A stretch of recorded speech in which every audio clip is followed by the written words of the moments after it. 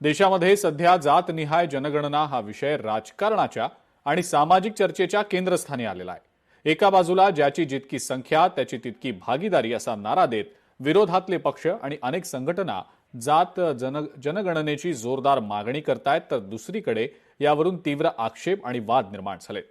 जातनिहाय जनगणनेवरनं आता काँग्रेसनं भाजपला घेरण्याचा प्रयत्न केलाय। भाजपच्या राजकीय हेतूवरच काँग्रेसनं आक्षेप घेतलाय।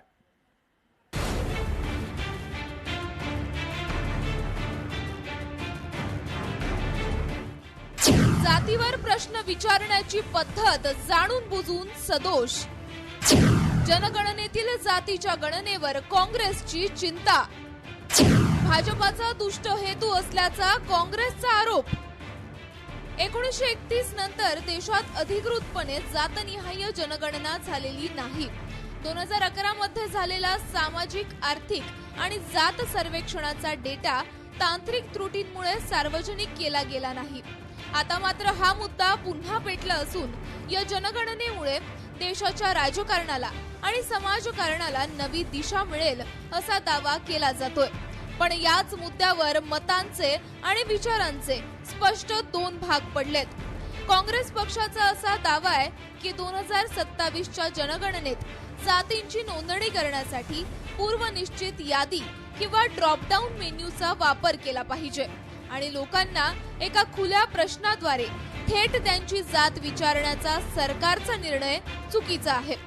या खुल्या पद्धतीमुळे इतर मागासवर्गीयांची अर्थात ओबीसींची खरी संख्या समोर येणार नाही आणि ओबीसी लोकसंख्या कमी दाखवण्याचा हा एक कट आहे।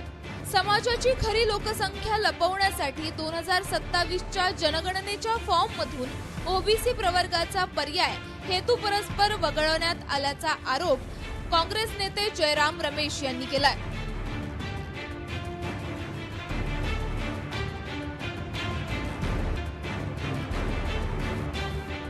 भारतात हजारो जाती आणि उपजाती आहेत, ज्यांची नावे प्रदेश, भाषा, स्पेलिंग स्थानिक वापरानुसार बदलू शकतात।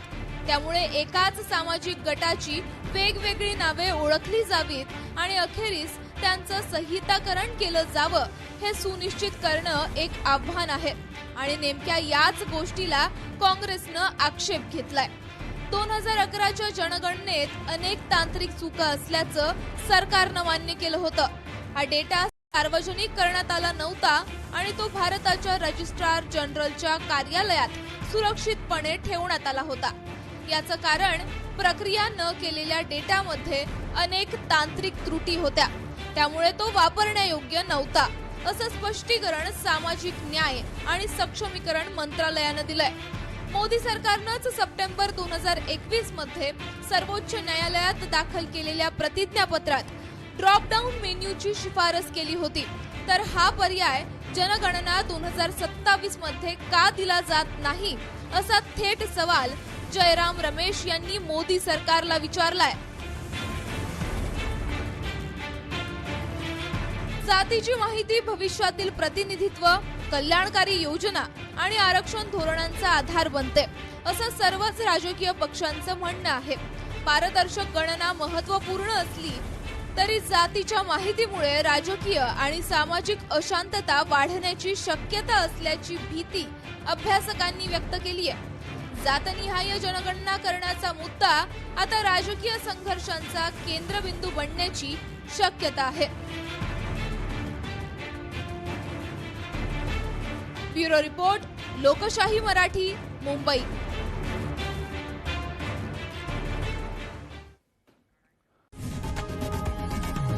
लोकशाही मराठी ऐका, पहा, जागरूक रहा।